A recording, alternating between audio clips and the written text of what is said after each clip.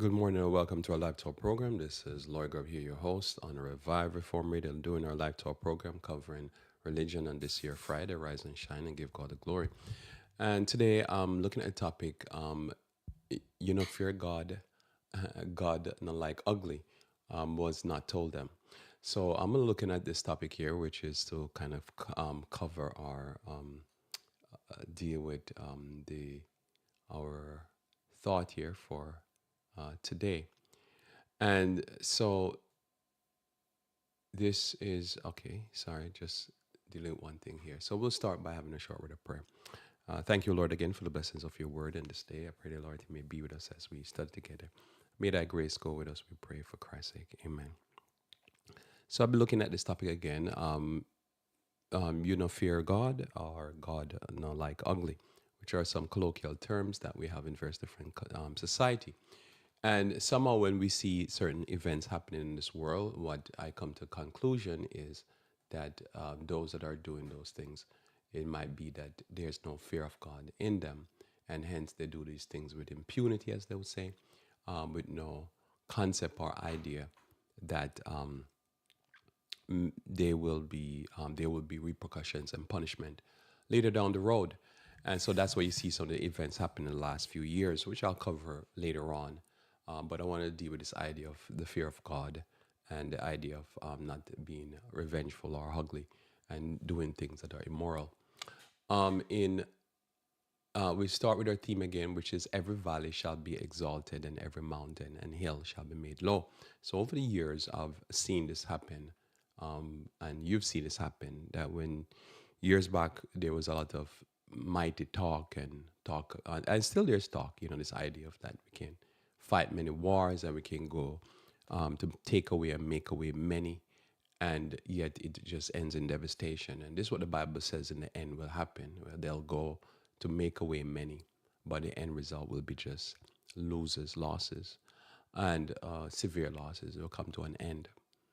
Now, in Isaiah chapter 40, verse 1, Isaiah chapter 40, verse 1, it says, Comfort ye, on to verse 5. It says, comfort my people, and said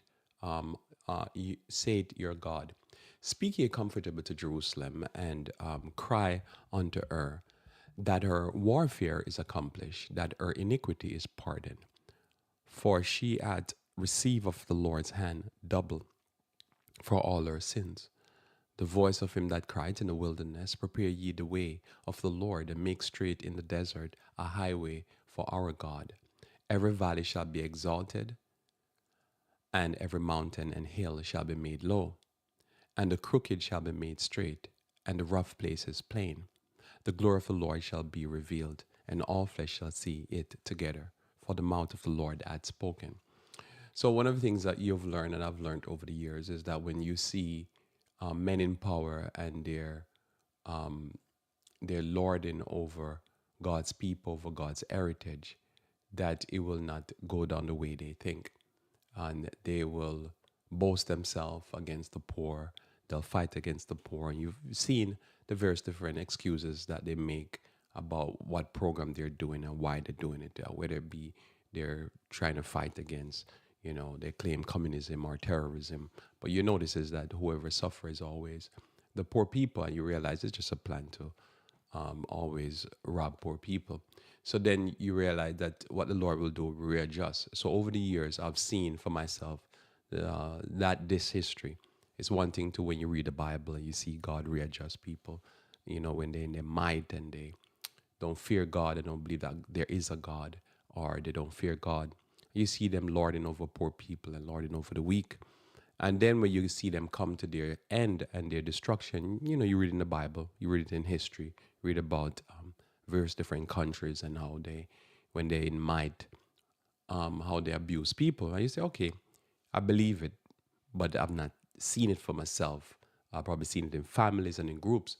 But when you live through a major event that is a Bible prophecy that I believe most of it has already passed, and you start to realize, I'm seeing it for myself, how the mighty can be fallen, how those that have all the power and all the glory, that how they can come to a point where they're even coming to the point of being beggars, and they're not going to suffer the way they had poor people suffering all over the world. So it's very fascinating to watch, and it's been fascinating to watch this and to see that God does take care of his business. In Daniel chapter 12, verse 9 and 10, Daniel 12, verse 9 and 10, it says here, and he said, Go thy way, go thy way, Daniel, for the words are closed up and sealed till the time of the end. Many shall be purified and made white and tried, but the wicked shall do wickedly. And none of the wicked shall understand, but the wise shall understand. So we have to be wise, because when we see people doing wickedness, and you see they're doing things that are like just plain in the broad daylight, just lying and just doing stuff for just pure wickedness and evil, and to steal and to rob and kill and all that stuff. And you see it, and then you see it for yourself, that the word of the Lord is tried. It's a buckler, it's true, it's a shield for you and I, and that the wicked always get their due. But it's one thing to believe it, one thing to read it in history, as I say, one thing to read it in the Bible, but one thing to see it play out for you in your very own eyes and see how they get their due. And you see when they're celebrating and they're mocking, and then you see that they come to naught, and you said, there is a God. And that's what, to me, is important with the Bible, because the Bible gives us this narrative. The Bible basically says to us that, look, this type of madness, this type of wickedness that you see going on will not go unpunished. And you see this and you say, okay, how is this going to work out? And then it works out. And then you say, praise the Lord. The Lord be good. And so that's what I want to go over here with you today. I want to peruse this idea here with you, that the wicked is doing wickedly, and none of the wicked, they don't understand. They don't know what's going on. But when you study the Bible and you study prophecy and understand the works of the Lord and how the Lord work, then you start to get real quickly what's really happening. So notice here, we start with Genesis chapter 20, verse 1 through 11. Genesis 20, verse 1 through 11. And in Genesis 20, verse 1 to 11, it says, And Abraham journeyed from thence towards the south country, and he dwelled in Kadesh and Shur, and journeyed to Gerar. And Abraham said of Sarah his wife, She is my sister. And Abimelech king of Gerar sent and took Sarah. But God came to Abimelech in a dream by night, and said to him, Behold, thou art but a dead man, for the woman which thou hast taken, she interesting, I write that, for she is a man's wife. But Abimelech had not come near her. And he said, Lord, wilt thou slay also a righteous nation? Said he not unto me, She is my sister? And she, even she herself, said, He is my brother. In the integrity of my heart and the innocency of my hand, have I done this. And God said unto him in a dream, Yea, I know that thou didst this in the integrity of thy heart, for I also withheld thee from sinning against me. Therefore suffer I thee not to touch her. Now therefore restore the man his wife, and he is a prophet, and he shall pray for thee, and thou shalt live. And if thou restore her not, know thou that thou shalt surely die, thou and all that are thine. Therefore Abimelech rose early in the morning and called all his servants and told all these things in their ears, and the men were sore afraid. And then Abimelech called Abraham and said unto him, What hast thou done unto us? And what have I offended thee, that thou hast brought on me and my kingdom a great sin? Thou hast done deeds unto me that ought not to be done. And Abimelech said unto Abraham, What sayest thou, that thou hast done this thing? And Abraham said, Because I thought, surely the fear of God is not in this place, and they will slay me for my wife's sake. So Abraham says here, the fear of God is not in this place. and they will slay me for my wife's sake. So I read that here because that's a very interesting thing. So in this environment that Abraham was, Abraham thought, if I say it's my wife and they see her and they want her, they will kill me and take her. If I say she is my sister, well, they might not kill me, but in this situation, they took her. And this was the second recording of somebody trying to take, I think Pharaoh also tried to take Sarah. So here you have a situation where Abraham walks around with this thought in his mind, which is my topic, that if there's no fear of God, people do things, especially people in power, because they think, I'm going to get away with it.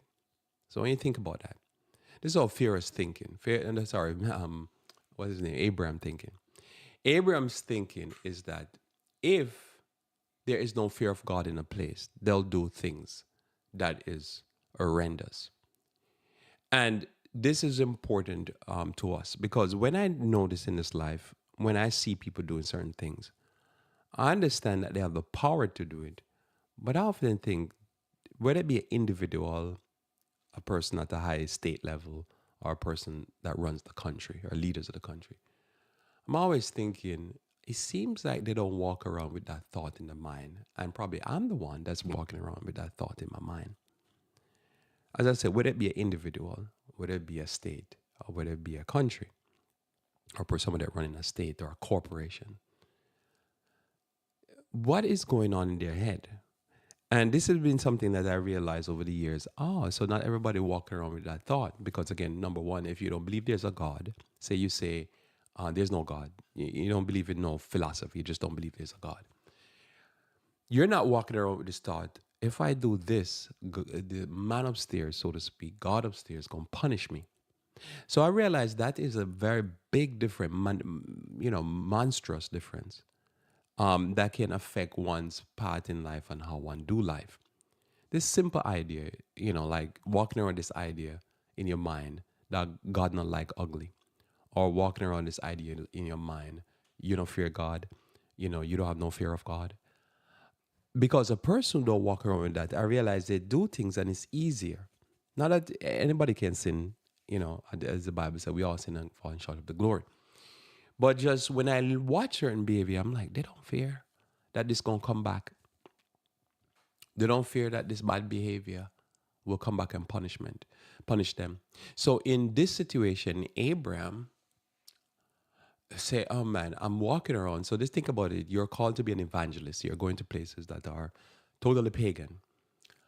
And then God, it just so happened, because he's just said, it just so happened. It almost like that's if you read the next verse, he talks about it like he's just saying, almost like he said, it just so happened that I'm walking around with this wife, and she just became a wife. She's my half sister, but she became a wife. Not like there's a reason for it per se, just like it just happens that. Probably that's what it was, but it's just the way he says it. It just so happened almost. So the Abraham now is walking around or going around preaching. He's a prophet. The Lord referred to him as a prophet. Normally I refer to him as an evangelist, but he's a prophet. That's the Lord's version, so that's what we go with. So here's this prophet walking around with a beauty queen. And he's walking around with a beauty queen. Now she's of advanced age, but it must be they were eating better foods, and obviously their physicality must have been better, because at the older age, she's that nice that they're saying to the different kings, not just regular people, different kings are like, no, I want her. And so he has a problem on his hands, so to speak. And he work out this thing with her that becomes very confusing, but there is some truth to it, right? She's literally his sister. So obviously then the genetics must be stronger. And this year he's doing, and he's called to go to these places, but somehow when he walks around, he seems to assess, which is something they discourage you in the church. You shouldn't assess your environment. They teach you to be very stupid. To not assess your environment and come to conclusions, because they said that's judging. But he assesses as a prophet and a man of God. He's our father, so to speak, outside of God the Father, and our spiritual father. And he assesses and he says, oh, these people don't fear God. So as I observed through the last, especially 25 years, I've often come to this conclusion that I think the difference is if you walk around with this idea that there's no God or you don't fear God, you do some of the most obviously nonsense things, foolish, very foolish things. At that point, they're sometimes not even sinful, they're very just foolish. It's wicked stuff. And you don't think it's going to come back. So when I'm watching the news now, and I'm watching how at one point certain people were lording it over God's heritage, or they were just doing wickedness, and they didn't think it was going to come back. It's very fascinating because that's the narrative I live with. Because obviously I believe in the Bible, and obviously I walk around with these two thoughts in my mind. So it kind of helped me along, to not do certain things because I'm always thinking God don't like wicked and God don't like ugly. And so when if I'm thinking to do something or say something, I'm like, hey, God don't like that. Don't do them things. But I realize other people, they have no type of filter like that or type of buckler or shield. And so that's what it is. Imagine again, here is this beautiful woman, and he's saying, "Oh man, they will kill me and take her from me," and that's it. Now, one of the things that I've observed, especially in the last 25 years, because the 25 years is when I believe I saw for myself Bible prophecy coming through, fulfill in my very own eyes, and that is Daniel chapter 11, verse 40 through 44. I don't think we're in 45 yet, 43, 44. Notice here, you cannot fear God when you do things like using an emergency that you precipitated to push an untested vaccine. You cannot. It is immoral and it's disgusting. And we watched that before our very eyes. And I was watching it, and I kind of took my eyes off it for a little bit because I remember again all of this happened from the time of George Bush Jr. With when he banned or forced the people who are doing chimeric experiments, gain of function experiments, and they pushed them out of the country. And one of the main labs they came out of, as you know the history, was the Wuhan lab they were working in. And I remember watching this and thinking, man, this is back to the Noah time when they're doing chimeric, or what we call amalgamation, taking two different things and smashing them together in a lab. And I said, man, we're told that this is going to happen in the end of time, and here we are. So I believe that we're in the end of time because I was like, wow, they have this ability. And we know about this type of stuff that men been messing with this type of madness. So they precipitated, as I was talking about precipitation. And then after they precipitated this craziness, then they went ahead and they precipitated this emergency. And then they went ahead and forced everybody on the emergency, scare people, start giving us like a taste of what the mark of the beast is going to be like, where they just force everybody on the emergency and then, or trickery, because it's really trickery they use. They have this ability to trick and use the media to scare people and trick them and then give them something untested. And I said, and I said it, I said, that's going to go bad. And number one, I said, it's going to mess with the immune system because you're putting a chip, really, but a genetically engineered chip, not a chip as a computer chip, and a switch in somebody. And I always was asking myself the question. The first question I asked when I started understanding how it functioned, I say, what if it mess with the immune system? Because if you mess with the immune system, you'll be susceptible to viruses and bacteria and cancer, especially. And I say in my mind, man, I guess these people don't walk around this idea that the fear of God, nor it seems like they don't understand that God don't like ugly. What they're doing is very ugly. But anyhow, they find the right people to push this. So using a crisis to go to war, but then you end up only going to war, it seems, with oil-rich nation, and a nation that at the time was the largest supplier of opium. Why those nations? Now I understand the First Nation because I believe that the war against the First Nation, which is Afghanistan I'm talking about, was to the most part, it seemed justifiable. Somebody attack you, you go and attack them. Okay, so that I was like, you can't really argue with that. I don't know if you have an argument against it. I don't really have any. But when I understand next Iraq and then Syria. And then I was like, what is this going on?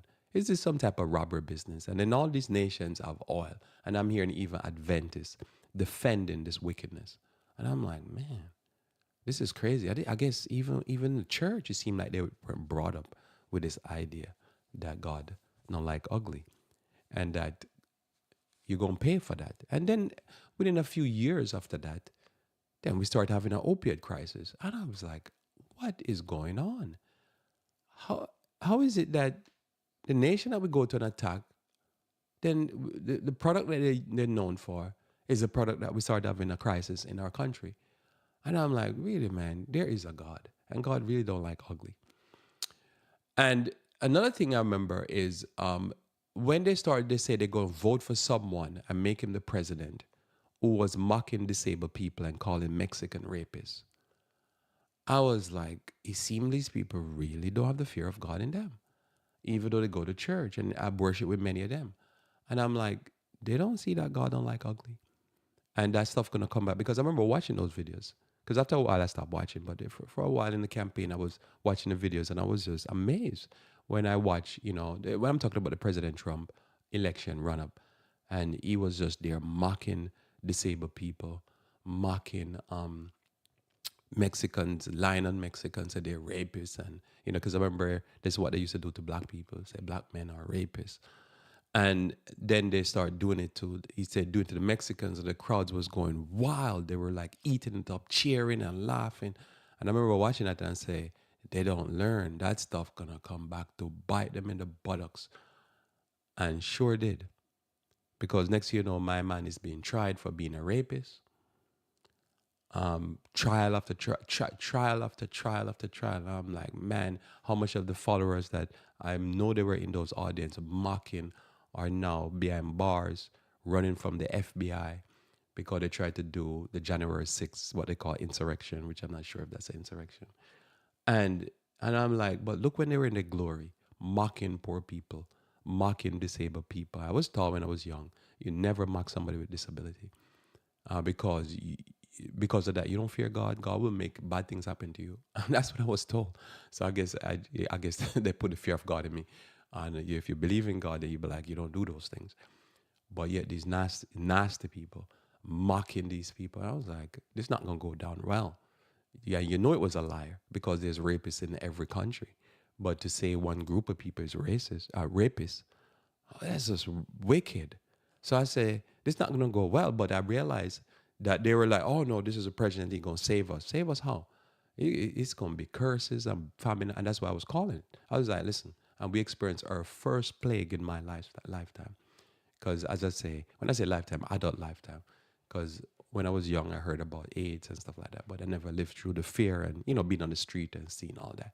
But I was calling it, I said, listen, it's not going to go well, because this was wickedness. I remember with the war in Ukraine, I used to follow that greatly.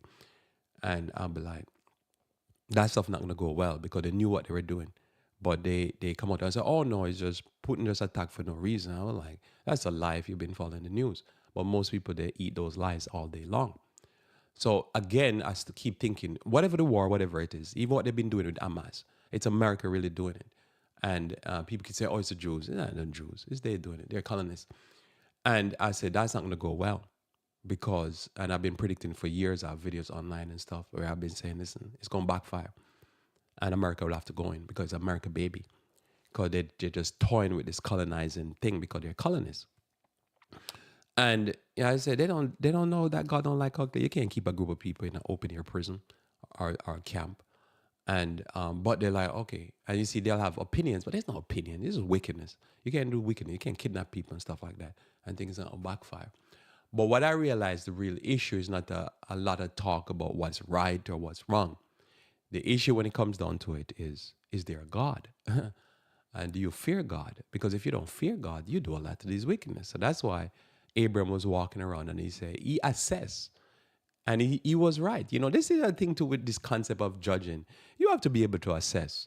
Now, again, if you're walking around with a beauty queen and you don't know what you're walking around with, you don't know what you're walking around with, but you have to assess. And he assessed, and he was right all the time.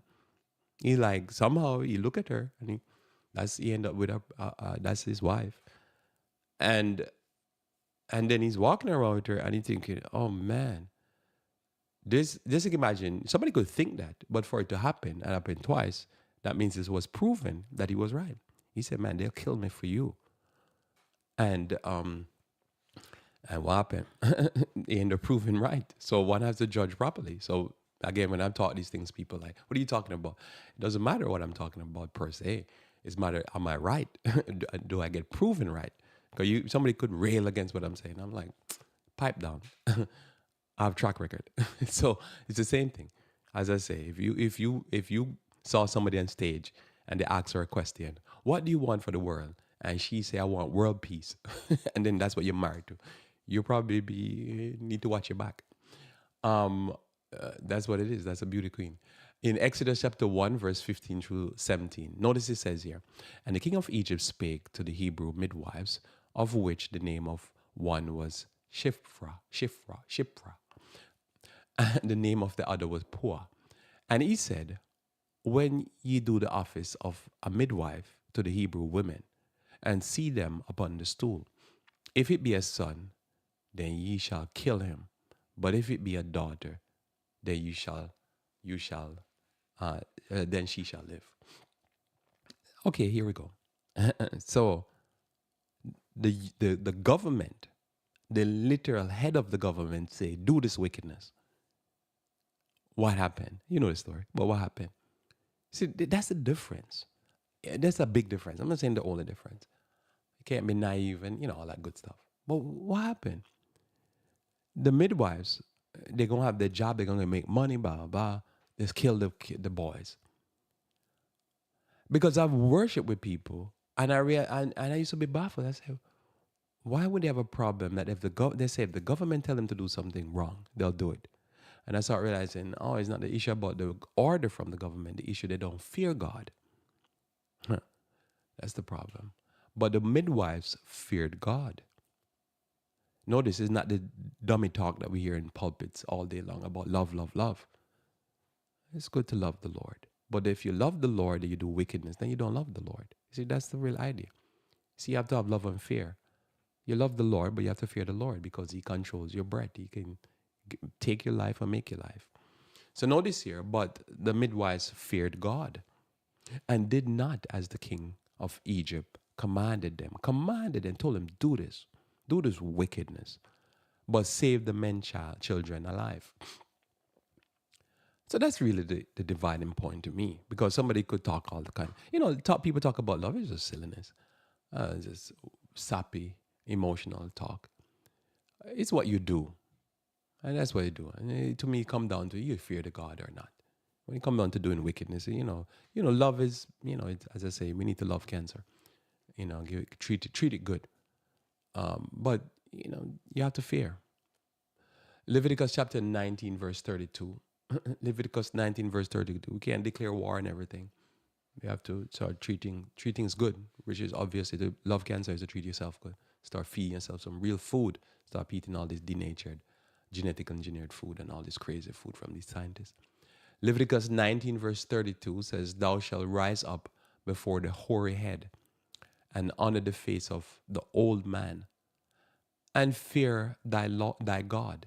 I am the Lord. So here the Bible teaches us that we should rise up early, give respect, honor, showing dignity, treating the right way. An old person. Why?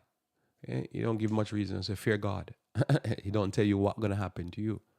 See, but when you walk around your head and you have this fear, you heard in Israel that even the American government want to sanction, I think, two of the battalions in Israel, two of the army battalions or military battalions. I don't know what group they belong to. And one of the things that came out is that they killed, I don't know if they beat to death or killed, what's that, 88-year-old Palestinian man. So the act is so egregious, and I don't know if it got posted on YouTube. I guess I wouldn't want to watch that, or wherever, Twitter or something, that even the American government has a problem with it. And for them to have a problem, because this is their baby, so they have to defend the Jews, anything they do, to the point probably I believe is getting close to now. If they kill Christ again, they probably have to back them. And but it's so egregious that it made headline news, or not headline news, because I guess it wasn't on the top headline news. Because almost all the news, it seems, are controlled by Jewish people. But it's in the news. You can go look it up. I think he's 80 or 88 years old. Abused a man and killed a man. And you see this and you say, they don't fear God. The issue is not whether they love Jesus and what. It was they didn't fear God why they crucified Christ. Why they crucified Christ? Because they have no fear of God. A person that's healing people, teaching the people, feeding the people, basically loving the people, treating people real good. They killed them. These people don't fear God. So when you see people do this wickedness, you'll be like, oh, I think they don't think it's gonna come back. In other words, when I say God don't like ugly or you don't fear God, what it is that they think they're gonna do this wickedness and they'll come back. And so if I say something, people are like, oh, you're pro what? I'm not pro nothing. I'm just, when I see wickedness, I'm just. But over the years, I realized, oh, I think I'm walking around with that thought in my mind, and I'm not expressing the thought. And somebody hear me and they think I might be anti this group or anti. No, I'm not anti. I just walk around with that thing in my head when I see people do some wickedness. I say, they don't fear God, or they think God love ugly, and as they say, God don't care too much for pretty. But they think that they probably cute, and you gonna murder a elderly man. This would be like these jokers that they gonna have hellfire to pay. And that's why hellfire is created. I realize because somebody could kill somebody, like go into a school, shoot up a school, and then blow the brains out, and they think, oh, I get away. And so I say, oh, that's the hellfire is very important because they're gonna have to be punished. They didn't punish it. They think they expend their life. You see, when people do that type of stuff like that, they don't fear God. You go into a school or into a nursing home, God forbid, or a church and shoot a church up, synagogue, whatever, where people are innocent there, and you think, okay, and then they off themselves and they think, oh, they escape. Yeah, I see, they don't believe in God and they don't believe in hellfire, and their preachers seem to be, especially in this place, as have a peccant and a very heavy push to convince the society that hell is probably not too, it's not gonna burn forever. Who should believe that? But it's gonna burn. And there's some people gonna burn longer, and the person gonna burn the longest is Satan. So there is a hellfire coming. And it has to be, because it makes sense. You see, that's why we believe in God and we fear God. But some people, oh, love. Yeah, sappy. Please. Stalker. Somebody that stalk people and trying to kidnap people and rape them. They love to, if you believe in all that. Anyhow, thou shalt rise up before the hoary head and under the face of the old man and fear God. Fear God. You can't abuse old people. What's wrong with them? There's more curse upon them. They think, oh, they're so God's favorite, God's, because some evangelical tell them that there's God's people and stuff like that. They rejected God. I don't know what history they're reading. Again, you don't even have to read the Bible. Pure curse on them. Everywhere they go is just they don't fear God, and a pure death and destruction. Deuteronomy 13, verse 1 through 5. Deuteronomy 13, verse 1 through 5. If there arise among you a prophet or a dreamer of dreams, and give it thee a sign or a wonder, and the sign or the wonder come to pass, whereof he spake unto thee, saying, let us go after other gods, which thou hast not known, and let us serve them. Thou shalt not hearken to the words of that prophet or that dreamer of dreams, for the Lord your God proveth you. What? To know whether you love the Lord your God with all your heart and with all your soul. Now, this ain't this a thing? Before I read the last verse. The dreamer of dreams or the prophet comes with a vision or a sign or something, and it comes to pass, and somehow he's telling the people, forsake God and come and serve some idols. As an example, it gives there. And God says, listen, this is a strong delusion. Don't follow it. Serve the Lord. You see, this is the Old Testament version of what Paul later on talked about, that the Lord was sending them strong delusions. And at the end of the day, you serve the Lord. You could see a signs and wonder. Revelation 13 tells us that they'll cause fire to come down from heaven in the sight of men. And God said, even when you see that, listen, that's a strong delusion. I sent it.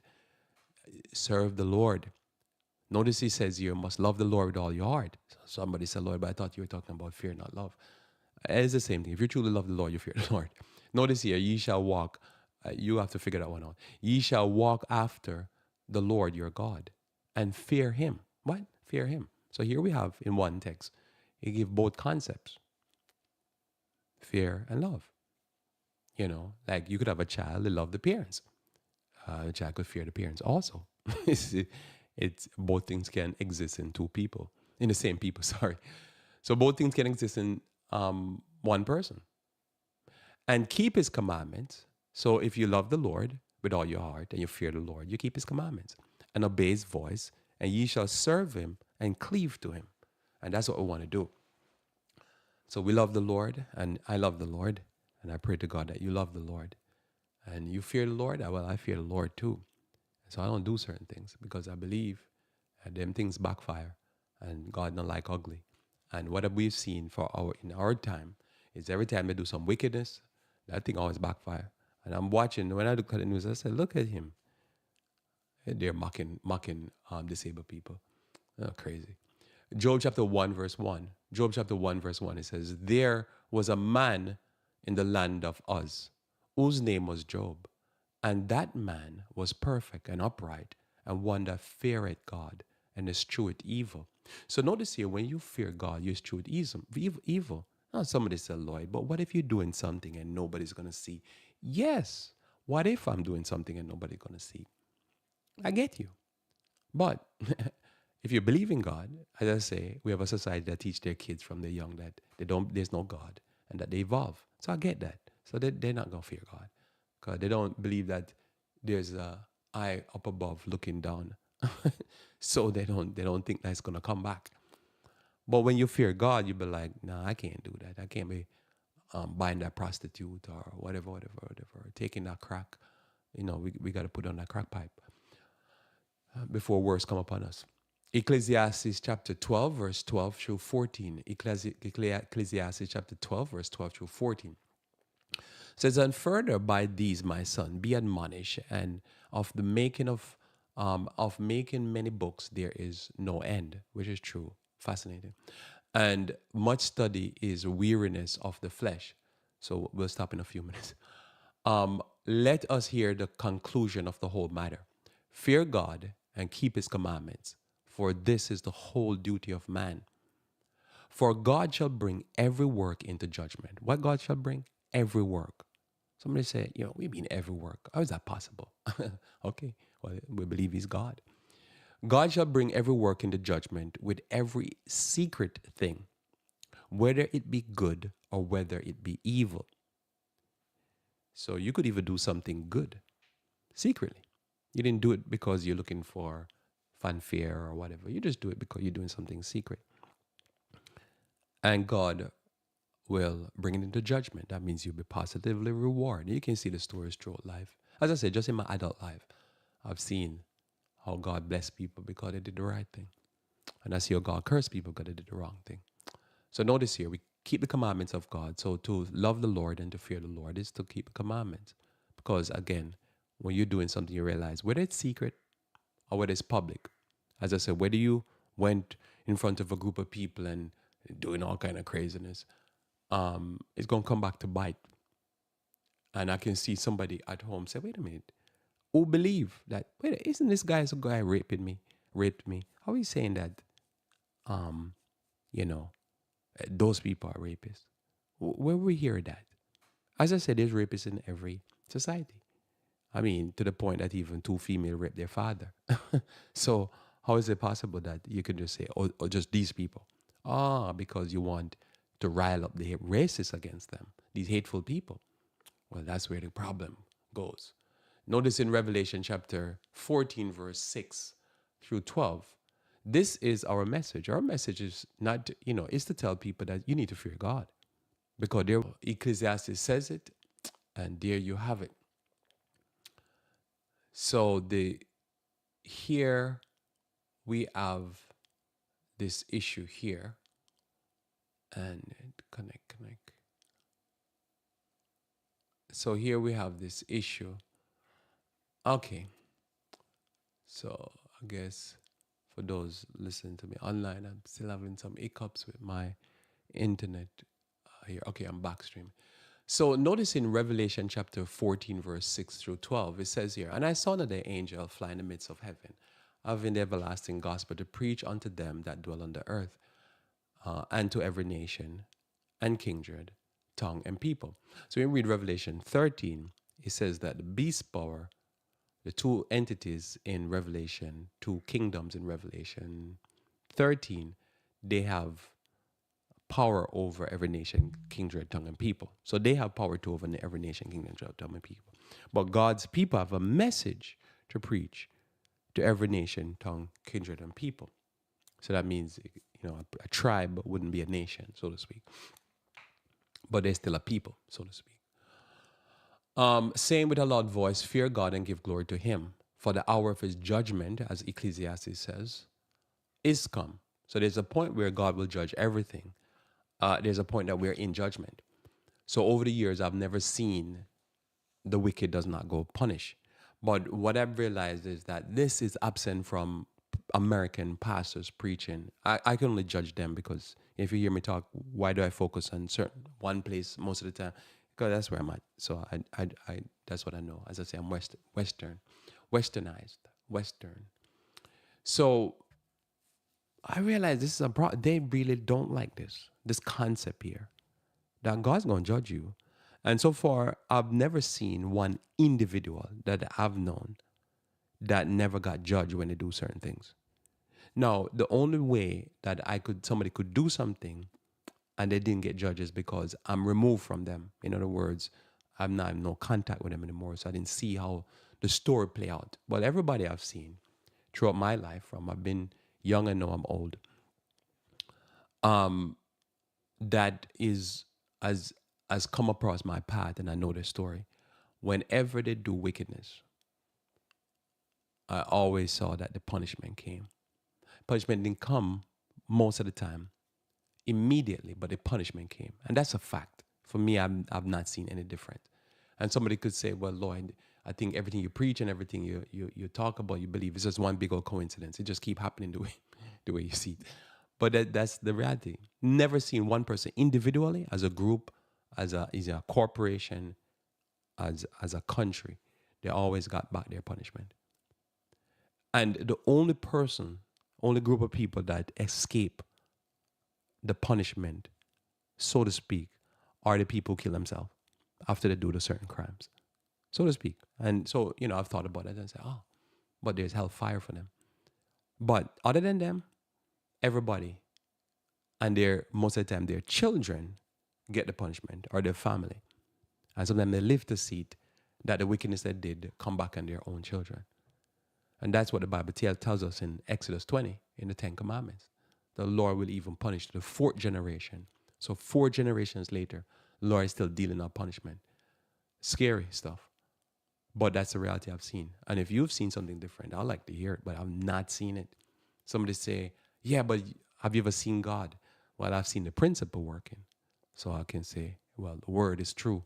I've never seen it broke. It always break. And I say, yeah, one group of people escape, the people who kill themselves. But the Bible tells us that there's fire coming their way. So notice here, saying with a loud voice, "Fear God and give glory to him." Don't glorify no Egypt or Pharaoh talking about killing kids. Follow these wicked people, doing all these wars and famine and pestilence upon innocent people and poor people especially, and thinking they're going to get away with it. They're all dead. And except for 1 or 2 of them, they're all dead. That generation that we grew up with, they're all dead. And they have their punishment, more punishment coming their way if they don't find the Lord. "For the hour of his judgment is come, and worship him that made heaven and earth and sea and the fountains of water." So like we know, when slavery happened, it was not just, slavery happened, it was they're cute. There was a war, famine, and pestilence going on. And then there was the all these uprising of slave wiping out the whole family, kids and everybody die. And then when that didn't happen, then we end up with a civil war, just bloodbath. amount of sick and maim and dead people, because God don't like hugging. God make them drink the dregs of the cup that they gave others. That's how it works. But people are like, oh, what are you talking? Well, look, read your history. Always work out like a French Revolution. Just work, end up in a bloodbath, and just all these priests and nuns get their head chopped off. See, that's how God works. Notice here, God made the fountains of water. We live in Western Europe, and Western Europe is very adamant that there's no God and everything come from a swamp, and that there's no sun. Even the swamp, you wonder this. You say, how did the moon and the star evolve? They're crazy people, craziness. How did the moon and the star evolve? How did the swamp come about that we come out of the primordial soup? Or they say, oh, billions of years. Yeah, right. The moon and the star and the sun evolve? And nuts. How does a bang come? Oh, there's a big bang. Where the bang banging from? Craziness. So notice there follow another angel saying Babylon, which is confusion and nonsense. Babylon is fallen, that great city, because she has made all the nations drink of the wine of the wrath of her fornication. And the third angel followed them, saying with a loud voice, if any man worship the beast and his image and his mark, or receive the mark in his forehead and his hand, the same shall drink of the wine of the wrath of God, which is poured out into the cup, so poured out, reading without reading, just from my brain here. It says, poured out without mixture into the cup of his indignation. Because God is indignant because of the indignity that they're trying to push upon the righteous. We see the test run it in the COVID, or I shouldn't use that word, but the pestilence. Don't want the AI find me. They keep finding me and deleting some of my videos. But in the pestilence 19, yeah, they run that test, and that test, they run it well. The people were scared, and then they say, come take our stuff in your arm. Come take our poison. And what happened? Now you have all these people, oh, it's backfiring. Yeah, that's what's supposed to happen. It's wickedness. So notice, the same shall drink of the wine of the wrath of God, which is poured out without mixture into the cup of God's indignation. And he shall be tormented, the wicked shall be tormented with fire and brimstone in the presence of the holy angels and in the presence of the Lamb. And the smoke of their torment shall ascend forever and ever, and they shall have no rest day or night who worship the beast and his image, and whosoever receive the mark of his name. Worship, the beast worship. Here is the patience of the saints, and here are they that keep the commandments of God and have the faith of Jesus, or the testimony of Jesus. So notice here now, in Daniel 11, verse 40, which is really my background text. A lot of background text in my head. So notice Daniel 11, verse 40 says, and at the time of the end shall the king of the south, which normally, as I say, if you study the history of the world, and you just quickly see, just look at, ask yourself the question, why Spain and Portugal and Italians have darker skin. And then you go down that rabbit hole, and then you can find out who the king of the south and who the king of the north is. It's an easy way to understand it. And at the time of the end shall the king of the south push at the king of the north, and shall come against him like a whirlwind with chariots. And so the king of the north shall come against him with whirlwinds and chariots, and with horsemen, and with many ships. And he shall enter the countries. We normally say probably that's Mesopotamia, because they split it into Syria, Lebanon, Iraq, and all those countries. And shall overflow and pass through. And he shall enter into the glorious land. And many countries shall fall. So when we talk about many countries shall fall, it used to be one country or somewhere along that line, and many countries did fall. We can tell that. And these countries, and the glorious land will represent those countries. As I say, all empires go to die in Israel and in the Middle East, and we see it playing out right now before our very eyes in the news. And he shall enter into the glorious land, and many countries shall fall, or shall be overthrown. But these shall escape out of his hand. Edom, Moab, and the chief of the children, and Ammon. We covered that on Monday, that the Ammonites or that geographical location is today still, we call it Jordan, and they were never affected. And that was something that I was calling for years, saying Jordan is not going to be affected, and they're still not. He shall stretch forth his hand upon the countries. Notice again the countries. You only can look at Lebanon, where Hezbollah is at, Syria, all of that. All that used to be one country, split up by France and England. That's another story. And he shall enter the countries, and the land of Egypt shall not escape. We saw that historically happen with the Arab Spring. But he shall have power over the treasures of gold and silver and over the precious things of Egypt. And I say you can see this. I saw this online. You could buy all these sarcophagus or I don't know what it is. And the Libyans and the Ethiopians shall be at his steps. And as I always said to you, it stops in Ethiopia. Just like in the time of the Dark Ages, as you see, if you go to the book Great Controversy, Ellen G. White talks very clearly about this. And history shows you that when the Pope, which is the first beast of Revelation 18, controlling the Western European tribes, when they went in to try to take the Ethiopians realized that they're conmen, and they rebuffed them and fought them off. And so it's the same thing in when it was time for colonization. Ethiopians fought back. Every time they always escaped narrowly. And when this time happened, in our time now, the Ethiopians again, they almost took the Ethiopians out and they got pulled back. Same thing with Libya. So the Libyans, same thing. Although they got rid of Muammar Gaddafi, Libyans were not playing that game. So both of it came close, down to the wire. And so that when it triggered to me, I said, okay, I think we're in verse 44. 45 now, which I believe is future, which I've been saying that Israel, years back I've been saying that sooner or later America is going to enter into Israel. Israel is going to draw them in. And I'm hearing a lot of very well knowledgeable people saying that they believe that's Israel's intention to pull America into a war because they cannot win that war, and God is not on their side. I don't care what no evangelical pastor tell you. They're not. Notice here, and he shall plant his tabernacles of his palaces between the sea and the glorious holy mountain. Yet he shall come to his end, and none shall help him. Because remember, the only reason Israel is there is because America, Germany, and France, and England. It's those 7 Western tribes, our kingdoms. They're the one that is there. It's not there because of God's will. It's there because of Americans and Western Europe. And you know the story with the Germans and all that craziness.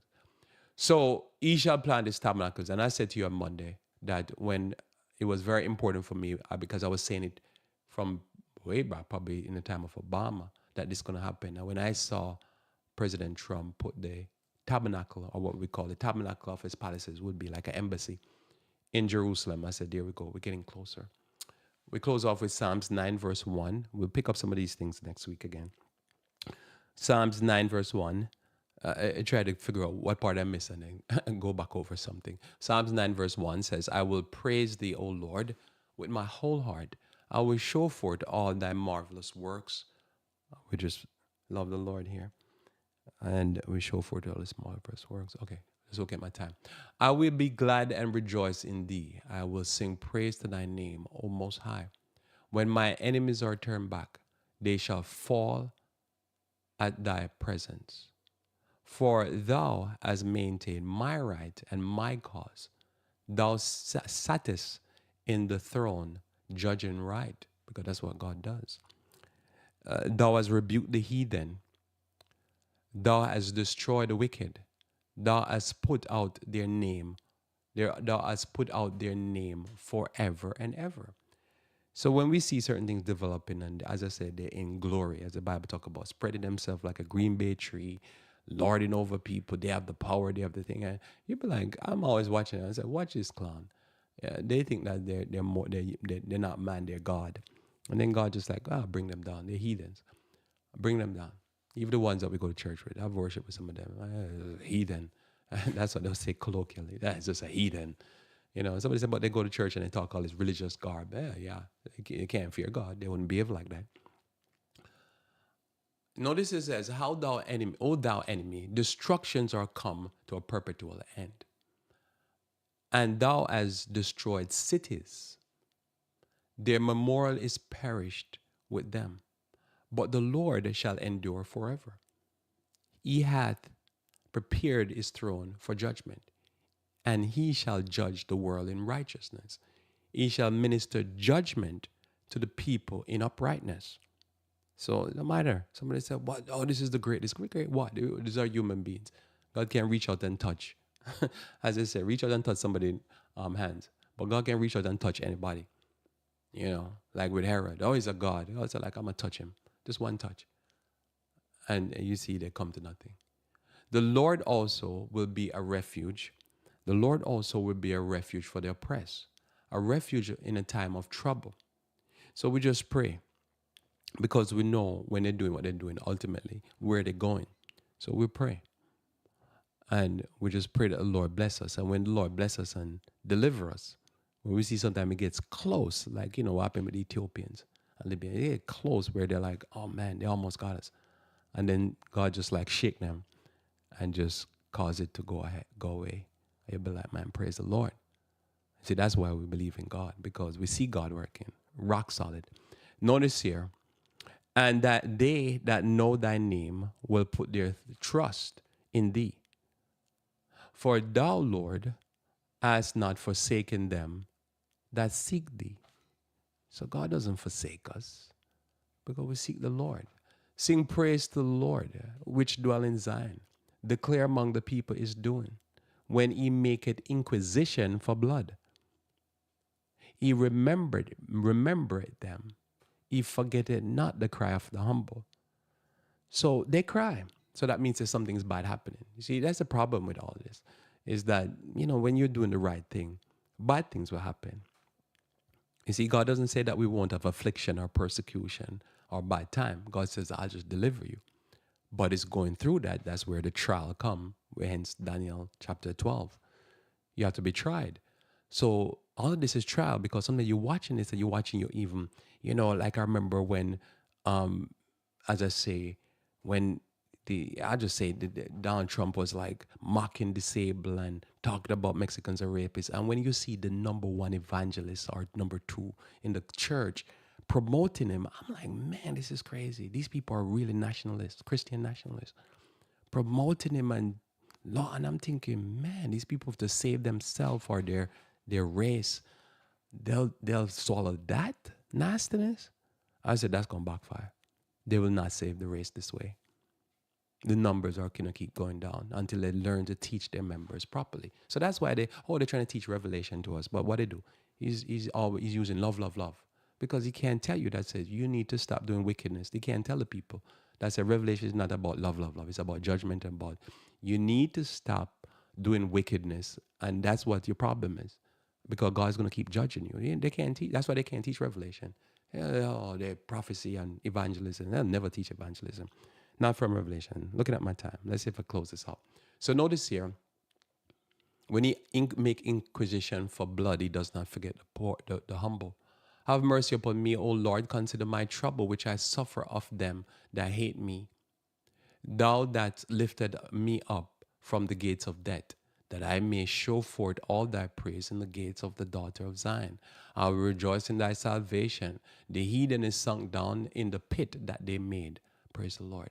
In the net which they hid is their own feet taken. The Lord is known by the judgment which he executed. The wicked is snared in the work of his own hand. The wicked shall be turned into hell, and all nations that forget God. For the needy shall not always be forgotten. The expectation of the poor shall not perish forever. Arise, O Lord, let not man prevail. Let the heathen be judged in thy sight.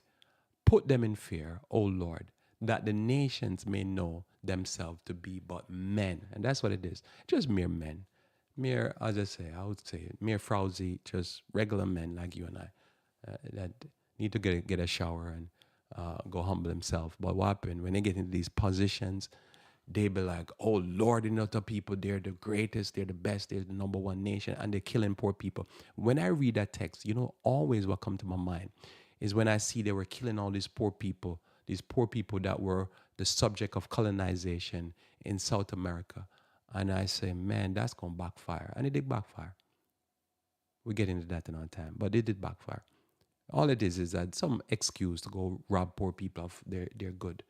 But God is not mocked. As I say, we fear God, we love God, but we fear him also. When you walk around with this idea in your mind, you should fear God. It make you stop from doing all the wickedness. And when you know that God don't like ugly, it make you don't do all the wickedness. And that's what we do, and that's how we walk. Let us pray. Our Father who art in heaven, I thank you for your word and for this day. I pray, dear Lord, that we may truly always love thee with all our hearts, our minds, our soul, and to really fear thee and to always treat those who are less fortunate, those who are poor, those who are righteous with respect, especially those that are old. May you bless us, we pray, for Christ's sake. Amen. Well, thanks to be with me here on Revive Reform Radio. Looking forward to talking to you again live tomorrow or Monday when we should talk about motivation. Until then, I pray that you may continue to walk with the King.